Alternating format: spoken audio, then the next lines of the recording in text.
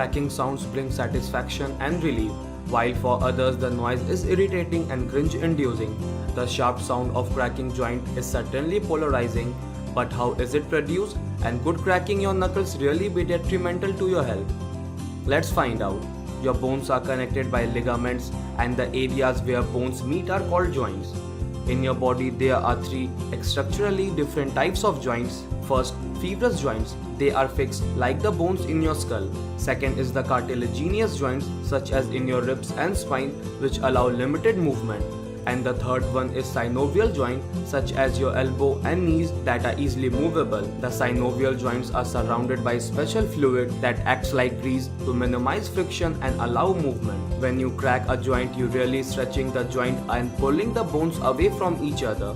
As the bones are stretched apart, there is an increase in the volume of the joint and consequently a decrease in pressure, because the physical space of the joint increases but the amount of fluid between the bones doesn't. This lower pressure makes the gases in the fluid, such as carbon dioxide, that rush to fill the newly expanded area, which starts to form bubbles.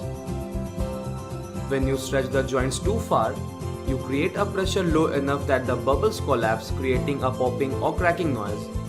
The gases then take around 15 to 30 minutes to dissolve back into the synovial fluid of the joint, which explains why you can't crack a joint again immediately after it has been cracked. Although an urban legend suggests that cracking your joints, especially your knuckles, led to arthritis, there has been no evidences to support the claim.